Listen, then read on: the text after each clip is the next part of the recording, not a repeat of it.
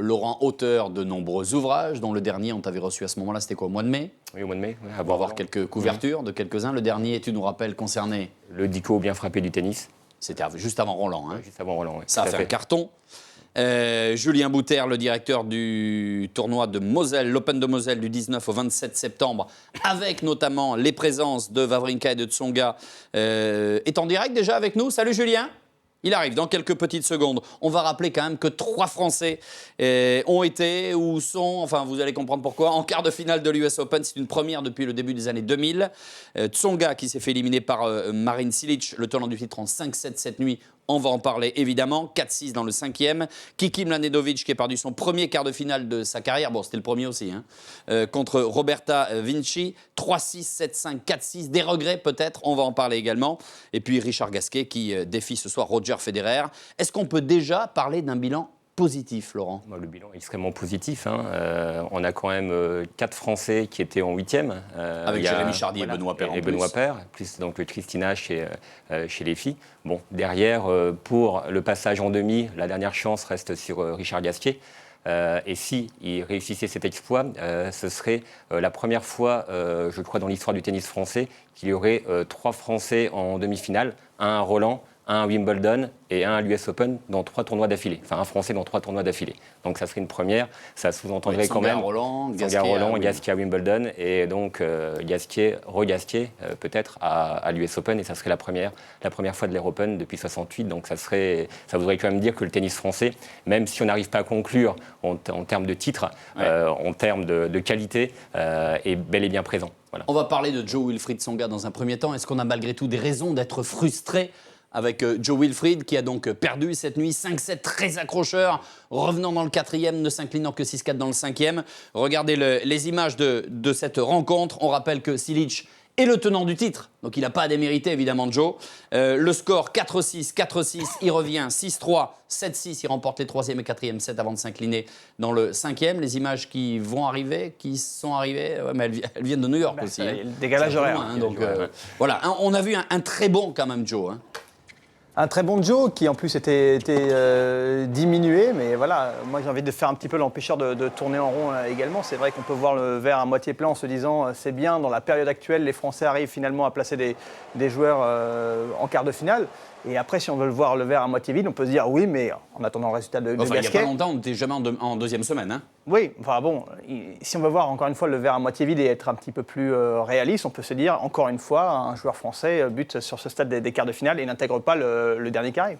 Qu'est-ce que tu as envie de lui répondre? C'est vrai que où je peux être d'accord avec lui, c'est que Jo-Wilfried, il est arrivé lancé. Il n'avait pas perdu un set, il n'avait pas perdu son service depuis le début du tournoi. Il paraissait vraiment bien. Cilic en plus. Tu perds contre le tenant du titre en 5-7, quoi. Pas... En même temps, Cilic était blessé. On ne savait pas s'il allait jouer ou pas. Il avait des petits problèmes à la cheville. Il a peut-être subi des infiltrations, peut-être. Voilà. Après, la frustration, c'est le corps. Il a eu un petit souci au genou. Tsonga, il l'a dit après le match. Donc le corps a un petit peu lâché. Les 2 premiers sets, il était en dedans. Le 3e et le 4e, il a vraiment joué avec... on va dire c'est Coronès en sauvant des balles de match avec beaucoup de brio et de vista. Et ça, c'est bien. Ça peut être des déclics, ça. C'est bien. Ça, c'est les choses sur lesquelles tu peux t'appuyer après. Ça fait des années qu'on entend ça. Enfin, je veux dire, des matchs références comme ça donc, où on parle des balles de match en quart de finale. Oui, mais c'est pas pareil. D'accord, mais on l'a déjà eu, y compris pour Joe. On a parfois dit, tiens, ce match-là, est-ce que ça va pas être le déclic, notamment quand il a franchi le cap d'écart, qui s'est retrouvé en demi-finale. Finalement, il a quand même fait. Donc c'est mieux, mais c'est pas suffisant, toi. Je trouve, ouais. Surtout quand tu as après la finalité. Le PSG. Rien à voir. Surtout dans la finalité, quand Tsonga perd le 5e set. Après, dans le 5e, il lui manquait, je trouve, un petit supplément d'âme encore. Cilic, Cilic, c'est vrai que l'US Open, c'est son territoire. L'année dernière, il l'a remporté. Là, il n'a pas joué, il n'a pas remporté un tournoi de l'année, il n'a pas battu un top 10 de l'année. Et tout d'un coup, il retrouve sa magie à l'US Open. Voilà. Mais on est déçus. Bon, même si derrière, il faut relativiser. Il y aurait eu Djoko, il y aurait eu le genou en moins. Les 4 heures sous la chaleur de New York, alors que Djoko fait son petit bonhomme de chemin, il aurait fallu brûler un cierge. Ça aurait été tendu. Il aurait fallu brûler un cierge, mais bon, on n'en est pas là avec des filles. Alors on se pose la question, est-ce que finalement, du côté de Joe, il n'y a pas ces matchs couperés qui le bloquent? Qu'est-ce qui lui a manqué véritablement hier? Ça peut être effectivement un vrai blocage. Donc un blocage, ça se situe à quel niveau? Ça peut psychologique? Ça peut être un blocage psychologique. C'est vrai que lorsqu'on fait la liste un petit peu... Ou de qualité tennistique? Oui, il y a ça, mais finalement, on sait que Joe est capable d'élever son niveau au niveau des tout meilleurs mondiaux. Il a quasiment battu tout le monde sur toutes les surfaces. Il a un petit blocage peut-être un petit peu particulier sur cette surface à l'US Open. Donc on peut peut-être effectivement ajouter cette dimension-là. Il n'est pas dans les meilleures conditions effectivement par rapport aux caractéristiques de son jeu. Après, à côté de ça, on peut aussi se dire qu'effectivement ce blocage intervient à chaque fois face soit aux membres du Big Four, soit face à un Cilic qui a déjà remporté l'épreuve ici même. Est-ce qu'on le sentait capable de remporter ce match? Est-ce qu'au 5e, tu t'es dit ça va le faire, ou est-ce que tout de suite tu t'es dit... Quand on voit en même temps, on sait que le tennis à ce niveau-là, ça se joue à quelques points. Tout à fait. Mais c'est vrai, quand on voit un joueur être mené 2-7-0, remonter en sauvant des balles de match, revenir à 2-7 partout face à un adversaire qui semblait un peu émoussé. Tu te dis que mentalement, tu y es. On se dit qu'il y est. Et puis derrière, hop, il y a le break au milieu de 7. Et derrière, Cilic, c'est un serveur hors pair et il n'y avait plus rien à faire. Donc c'est vrai que c'est une déception, mais pour revenir sur ces matchs coup près, moi je me rappelle de la demi à Roland contre Wawrinka, où il avait eu 17 balles de break. Il en avait converti 1 sur 17. Non, mais là, c'était autre chose. Là, pour le coup, on pouvait s'en vouloir. Moins qu'hier. Voilà, mais moins que hier. Mais c'est vrai que c'est-à-dire qu'on se dit dans les matchs coup près, où il n'est pas loin de scorer, parce que maintenant, son seul objectif, c'est quoi? C'est gagner un titre du Grand Chelem. Évidemment. Donc là, on n'était pas loin, on était à 2 marches. L'US Open, on était à 3 marches. L'US Open, d'ailleurs, c'est le seul Grand Chelem où il n'a jamais atteint les demi-finales. C'est ça, mais c'est justement pour ça que je trouve qu'effectivement, on peut se dire c'est en 5-7, c'est face à Cilic. Mais peu importe, j'ai envie de dire, finalement, ce qu'on regardera et ce qu'on regardera à la fin de sa carrière, c'est est-ce que Joe a gagné un tournoi du Grand Chelem? Il n'est pas fini sa carrière. Non, il n'est pas fini. Mais là, on parle du présent. Alors, évidemment, on lui souhaite d'y arriver un jour. Mais je suis sûr que lui-même, il est frustré de ce genre de match. À la fin de ce genre de match, il ne peut pas sortir en se disant c'est pas mal, je perds en 5-7 face au tenant du titre. Non, j'espère en tout cas. Julien Bouter est en direct avec nous, le patron, le directeur de l'Open de Moselle qui aura lieu du 19 au 27 septembre. Là, c'est dans 10 jours avec Tsonga, avec Wawrinka. Salut Julien. Bonsoir. On est ravis de t'accueillir en direct dans l'Access de Sport 365. Est-ce que tu penses, toi, qu'un jour, notre camarade Joe va gagner un Grand Chelem? Alors là, plus on avance, plus ça va commencer à être compliqué. Après, il a retrouvé un sacré niveau, mais d'ici à aller encore toucher là, en ce moment sur 5-7, aller toucher les 5, voire 10, on se rend compte que c'est compliqué dans ces moments-là, quoi. On peut avoir des regrets pour hier, notamment? Des regrets, oui, bien évidemment, parce que je pense que sur tous les mecs qui a joué en quart pour aller en demi, c'était certainement un des meilleurs tirages. Maintenant, il y avait la place. En plus, il y a eu peut-être. Alors, est-ce que c'est un peu d'intox? Est-ce que ça a été le cas, l'entorse de Cilic, où certainement il a dû commencer le match en se disant voilà, je vais jauger, et il s'est trouvé que Cilic se déplaçait bien, et au contraire, il est encore plus offensif et plus relâché, et tout de suite, il a réussi à prendre le pas sur Joe. Ouais. Mais messieurs, qui autour de la table pense qu'un jour Tsonga remportera un Grand Chelem? David? Non. Laurent? Je n'y crois pas. Il faut arriver à battre au moins 3 membres du Big Four sur un Grand Chelem. J'y crois pas. Et toi, Julien? Non, après ce qu'il y a, c'est qu'on se rend compte les 2-3 derniers grands chelems, ils ont été de plus en plus ouverts, où quand même Joe avait une bonne position, et donc à partir de ce moment-là, même s'il n'y a plus 3 à battre, il y en a quand même 2 en général, et plus des mecs qui poussent. Alors on voit Cilic, on voit Wawrinka, ainsi de suite. Donc non, à mon avis, entre guillemets, le train est passé, je pense, pour aller chercher un grand chelem. Maintenant, sait-on jamais. Dans le tennis, il n'y a aucune règle établie. Joe, actuellement 18e au classement ATP. Est-ce qu'il va revenir dans le top 10 ? Il est actuellement numéro 4 français. Est-ce qu'il mérite, est-ce qu'il a le niveau pour être régulier et donc se permettre d'accéder au top 10, Laurent ? Est-ce déjà réellement son objectif de revenir dans le top 10 ? Est-ce que ce n'est pas plutôt, comme on en parlait avant, maintenant de tout donner dans les grands chelems et peut-être de faire des phases de récup ? Il a quel âge, Joe ? Vous en parlez comme s'il avait 35 ans. Non, il a 30 ans. Il a 30 ans, Tsonga. 30 ans, ça va encore quelques années quand même. On a quelques années. Mais c'est vrai que Federer, par exemple, même s'il est un petit peu plus âgé, par exemple, après Wimbledon, a fait une petite pause de 3 à 4 semaines pour être régénéré avant l'US Open. Est-ce que Tsonga, comme il a un corps assez fragile, est-ce que ce ne serait pas la bonne méthode ? Voilà, c'est juste une interrogation. Oui, parce que ça, c'est un vrai argument quand même, Julien. Quand tu as un corps fragile comme celui de Joe, il faut que tu en tiennes compte. Oui, bien évidemment. Maintenant, il y a eu des pépins physiques. Après, c'est un mec qui s'entraîne beaucoup. C'est sûr qu'il est explosif. Il joue beaucoup plus en force que certains, comme Federer notamment. Après, pour aller au bout d'un grand chelem, oui, il faut quand même j'ai envie de dire, des automatismes et des bases et surtout des certitudes. Et Joe, dans son niveau de jeu, qui est pas forcément réellement constant, ben il a des pics. Et ce niveau moyen en dessous duquel on n'a pas le droit de descendre, et ce qui lui aurait permis notamment de passer contre Silic, ben par moment, il descend encore. Et c'est ces pointes vers le bas qu'il n'arrive pas à gommer. Parce que voilà, la cadence et l'énergie que demande de jouer ces top 10 est beaucoup plus importante. Alors maintenant, il sert beaucoup mieux, il a repris du rythme au service, ça lui permet de se mettre à l'abri. Mais dans le jeu, contre ces top joueurs, on sent qu'il manque justement ces schémas de référence qu'il peut appliquer à chaque moment chaud ou moment important. Tu le vois arriver dans le top 10, toi? Revenir? Non, mais Julien a justement parlé de constance. Je pense que c'est ce qui lui manque aujourd'hui. Le Joe Wilfried Tsonga qu'on a vu cette semaine. Ça dépend quel est son objectif. Oui, déjà, ça Laurent l'a rappelé, mais je pense que le Joe qu'on a vu cette semaine, effectivement, est un joueur du top 10. Je parle intrinsèquement en termes de niveau de jeu. Après, effectivement, il y a une régularité à avoir, non pas sur un tournoi, mais sur plusieurs tournois pour pouvoir réintégrer ce top 10. Et quand on regarde maintenant le classement français, il est actuellement 4e. Ça, c'est le plus étonnant. Et quand on y regarde de plus près, il y en a qui sont là. Le meilleur actuellement, c'est Gilles Simon, 11e. Richard Gasquet, 12e. Gaël Monfils, 16e. Et lui, donc, Joe, 18e. Mais finalement, c'est important ou pas pour lui d'être numéro 1 français? Honnêtement, Julien? Je pense que bien sûr, c'est une hégémonie. D'un autre côté, sur les résultats en grand chelem et sur, justement, on parlait de cette constance, on n'a jamais eu un joueur en France de tous les temps qui était aussi régulier que Joe sur les quarts, les demi-finales en grand chelem. Ouais. Donc lui, il en manquait un petit peu pour aller au-dessus. Maintenant, revenir dans les 10, je pense qu'il est complètement capable de le faire, puisque on parlait justement de ce système de points, les tournois à 250, il n'en a quasiment pas joué cette année. Donc d'ici la fin de l'année, il peut prendre 500 points sur des 250. Il y a la saison indoor après. Une demi à Bercy, ça me semble pas non plus le bout du monde. Donc je pense qu'il peut bien sûr revenir dans les 10 avec notamment sa demi de Roland et la Sonka. Ouais. Il sera combien lundi? On n'a pas l'info encore. Je n'ai pas la réponse. J'ai pas vu. Il sera combien lundi? Je ne sais pas. On ne sait pas encore. Non. Ça va dépendre aussi des autres, j'imagine. En tout cas, quand on regarde cette stat et qu'on la compare à celle de ses petits camarades, on voit que lui, il a fait 5 demi, 6 quarts de finale. Gaël, c'est une seule demi. Gilles, 0. Richard, 3. Jérémy, 0. Oui, effectivement, il est plus régulier, il est là. Mais en tout cas, quand on regarde le classement, qu'est-ce qu'on doit se dire aujourd'hui? Est-ce qu'on doit se dire, finalement, on a un gars qui est 11e, un 12e, un 16e, un 18e, on est parmi les meilleures nations du monde?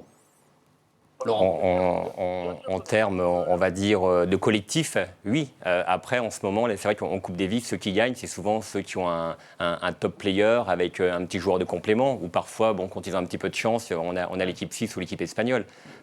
Également, quand même, c'est quand même très particulier. On l'a vu lors de la finale. Hein. Oui, c'est très même particulier. Du match face aux Anglais. Oui, face aux Anglais, Murray était là. Dans l'équipe, il n'y a pas de deuxième joueur de simple, entre guillemets, pour assurer un point. Murray, à chaque fois, donne 2 points. Et là, avec son frère, a amené le 3e point du double. Ouais. Ce qui, d'ailleurs, on va dire, entre parenthèses, a un petit peu provoqué en ce moment les tensions au sein de l'équipe de France de Coupe Davis et l'audit qui a été commandé par la FFT sur le bilan de Clément. D'Arnaud Clément. Tiens, justement, Julien, il y a pas mal de papiers qui sortent. Hein.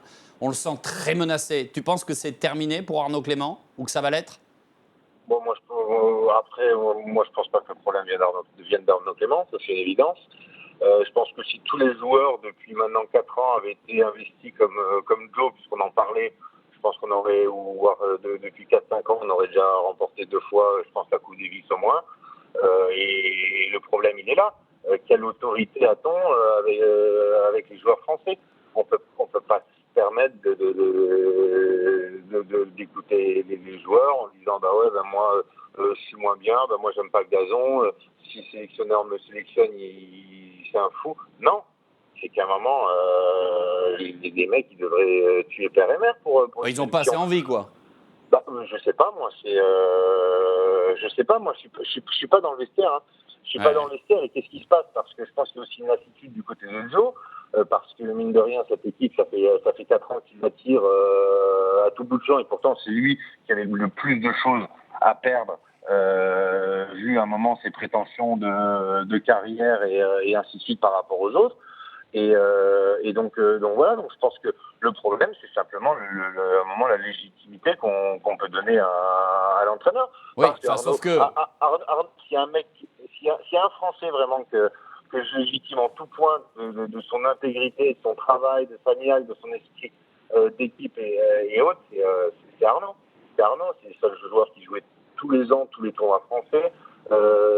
Il joue en Coupe Davis, il était capable d'osser son niveau. Oui, mais Julien, peut-être qu'il est malgré tout pas assez écouté. Alors, malheureusement, j'ai envie de dire. Mais peut-être que tout simplement, qu'est-ce qui se passe avec Arnaud, c'est qu'il est en train de récolter un système qui s'est mis en place depuis maintenant pas 2 ans, mais 5 ans, 6 ans, 7 ans. Et donc là, il se retrouve en dernier rideau à devoir affronter ces critiques et ce problème de gestion et je trouve d'implication, tout simplement. Je suis d'accord que c'est probablement pas le problème d'Arnaud Clément, sauf qu'avec un autre, peut-être que ce serait mieux, David. Ouais, mais ceci dit, Julien... Après, qui Oui, déjà d'une part, et du coup, est-ce que l'audit de la FFT est malvenu ? Est-ce que la FFT, qui a dans un premier temps en plus conforté et soutenu Arnaud, ne devrait pas insister là-dessus et peut-être effectivement revoir son système en disant il y a un sélectionneur, on l'a maintenu. Si maintenant elle sait qui mettre derrière, alors que ce n'était pas le cas à ce moment-là. Ouais, mais dans ce cas-là, il faut prendre la décision rapidement et puis agir. Mais on ne peut pas être comme ça, je trouve, dans cette zone de flou, non ? Il lui reste un an de contrat, donc il faudra voir également comment ça va se gérer. S'ils veulent entre guillemets, changer de capitaine. A priori, il y a les rumeurs, les célèbres rumeurs envoient sur Noah ou Mauresmo. Noah qui avait un petit peu mis le feu aux poudres après la finale oui, France-Suisse. Mais Noah, tu l'imagines revenir, enfiler le costume, être là à toutes les... Il était prêt en tout cas à donner des conseils. Donc il était prêt à s'investir. Voilà. Après passer une semaine entière avec l'équipe, c'est autre chose, c'est de l'implication. Surtout que cette génération n'a jamais été vraiment demandeuse de Noah. Donc voilà pourquoi ça changerait. Ouais. Voilà. Julien, est-ce que toi tu estimes que Noah sera plus écouté qu'un Arnaud Clément ou qu'au contraire ça pourrait clasher très vite ? Je n'ai aucune idée parce que comme on disait, il y a à l'heure actuelle il y a un passif aussi. Il y a eu des sorties dans la presse qui pour moi n'étaient pas forcément la bonne façon de le faire de la part de Yannick. Ouais. Parce que quand on est après, même au sein du Moselle Open, on a des problèmes, on en parle entre nous, quoi. Et j'estime que Yannick Noah fait partie de l'équipe de France de Coupe Davis. Donc, si à un moment, il a quelque chose à dire, il prend son coup de fil, il prend son téléphone, il appelle Arnaud, il dit, écoute Arnaud, voilà, il y a ça comme problème, j'ai identifié. Voilà, moi, j'ai pu avoir un petit peu les mêmes. Tu veux un coup de main ? Est-ce que tu... c'est comme ça qu'on le traite. Mais commencer à envoyer des articles dans la presse, c'est comme là, histoire d'audit.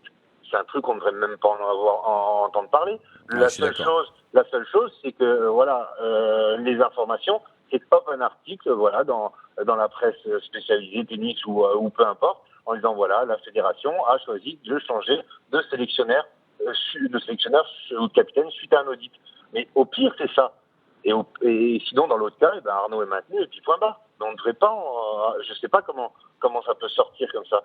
Parce que justement, les choses, elles doivent se régler en 30 parce que là, il y a des personnes qui débarquent à l'US. Arnaud doit rentrer d'urgence, alors qu'il serait mieux, je pense, avec Richard et Joe pour les suivre. Donc voilà, c'est après simplement ça maintenant qu'on fasse un audit, on en fait dans toutes les boîtes, c'est normal qu'on regarde un petit peu s'il y a des manquements. Parce que ça veut peut-être dire aussi qu'il y a une fédé qui est assez divisée, pour que ça sorte, c'est qu'il y en a qui ont intérêt à ce que ça sorte aussi. Hein. Pour terminer, Julien, l'Open de Moselle qui commence dans 10 jours maintenant, Tsonga, Wawrinka, dis donc, tu t'es démené comme un fou là. Hein.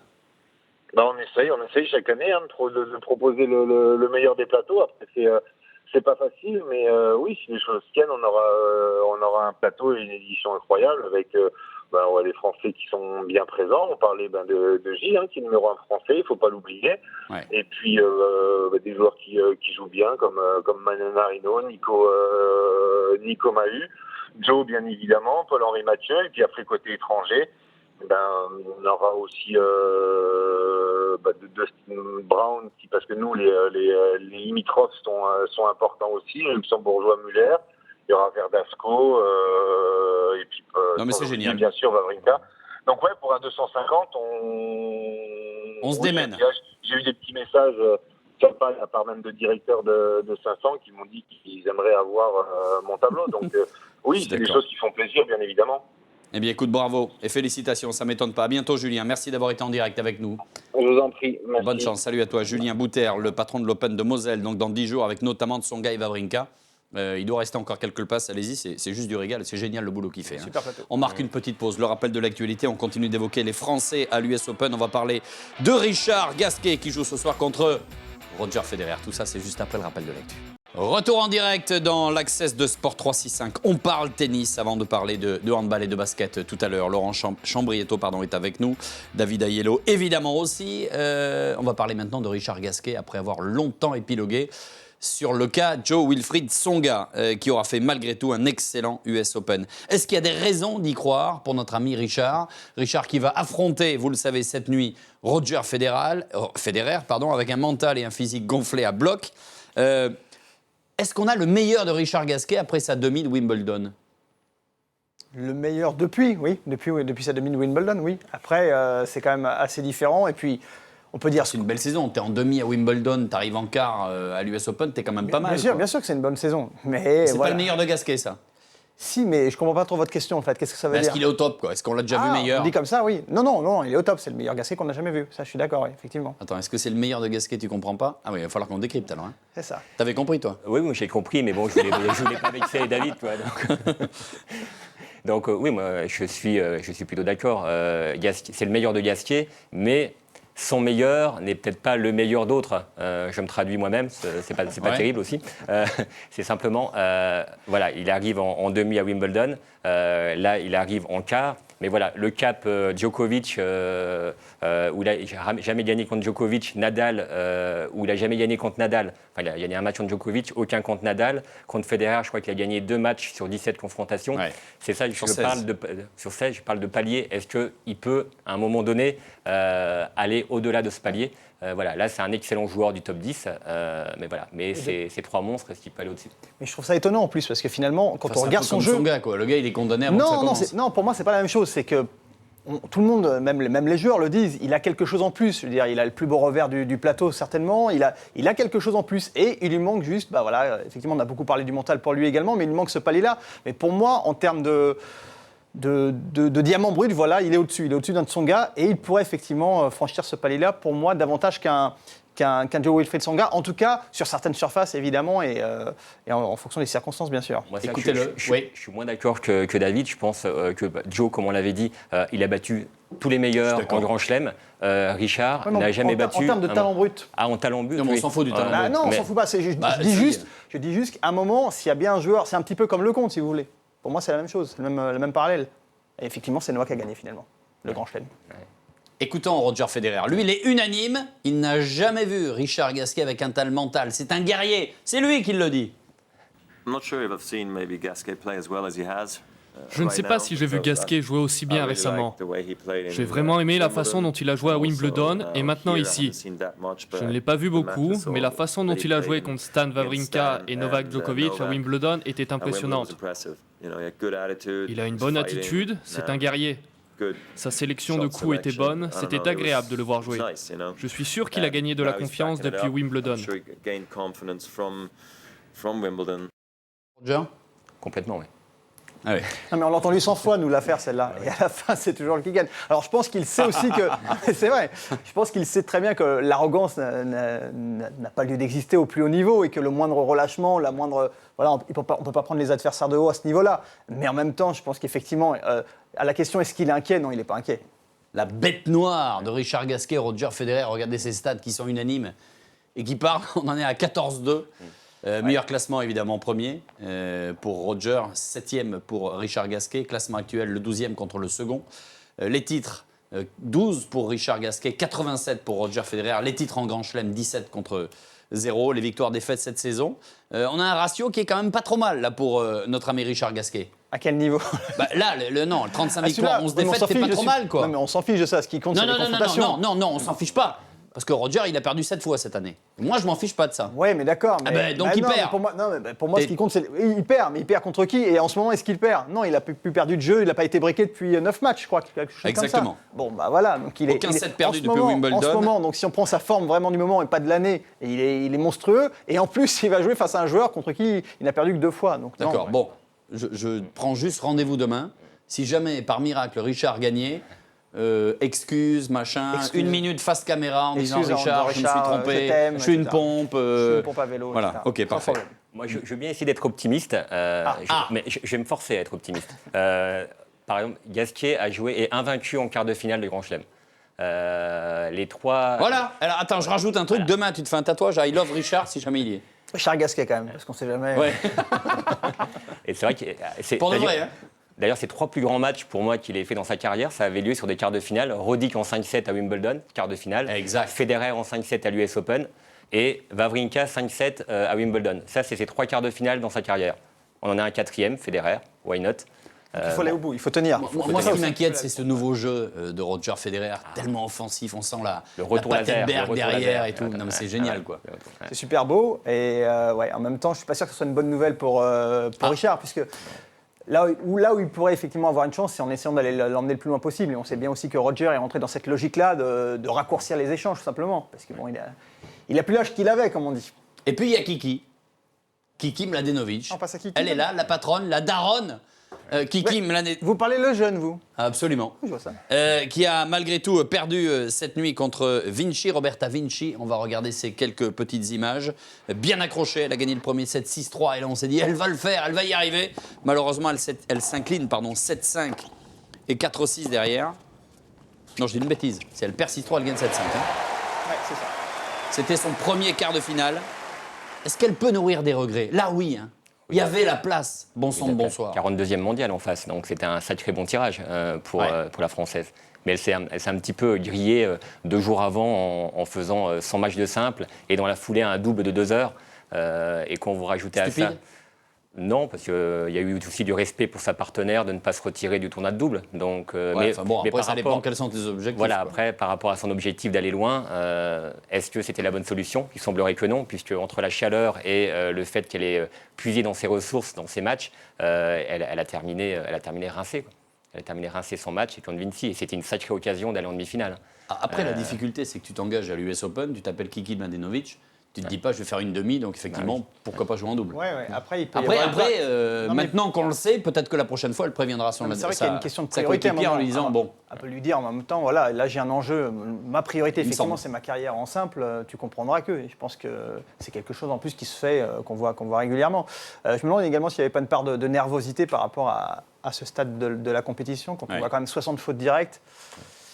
C'est quand même en gestion du match, c'est soit une prise de risque démesurée. Plus d'une dizaine de balles de break non converties, c'est ça qui est un peu rageant, quoi. Après, il lui manque cette expérience à ce niveau-là aussi, à elle. Ah oui, c'est pour ça que elle reste jeune. 22 ans, elle reste jeune. C'était une numéro 1 mondial junior quand même, faut pas l'oublier. Et puis là, pardon, mais tu regardes Gasquet, ça veut rien dire. Français, quoi. Non, ça veut rien dire. Oui, ça veut rien dire, c'est vrai. Sauf qu'à 22 ans, elle est là en quart quand même. Quoi. Elle est en quart, et puis elle a un patrimoine, une génétique sportive qui est assez impressionnante. Son père a été champion olympique et champion du monde de hand comme gardien avec l'équipe de Yougoslavie. Sa mère a été internationale de volley avec l'équipe de Yougoslavie et son jeune frère vient d'entrer au centre de formation du FC Metz. Donc c'est une famille... Quelle erreur. Voilà. Non, je rigole. C'est ça parce que notre chef d'édition qui est dans mon oreillette qui me parle là est de Metz. Donc, on va dire que je pense qu'elle va être bien entourée par rapport au sport de haut niveau et par rapport aussi à ce qu'elle a observé quand elle était plus jeune par rapport à son père et sa mère. Et ça peut la mener loin par rapport à d'autres. Alors, je m'adresse tout de suite aux enfants de David qui nous regardent. Vu le patrimoine génétique de la famille, oubliez, vous ne ferez jamais rien. Dans le sport. Ne croyez pas ce que je viens de dire. On se le dispute déjà, mon petit garçon. En tout cas, on sent qu'il y a un vrai potentiel. Il lui manque de la régularité.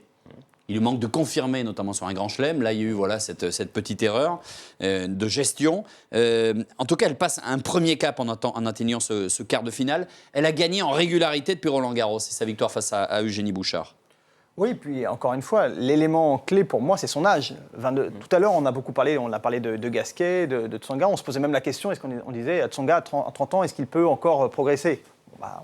La réponse est dans la question. Elle a 30 ans.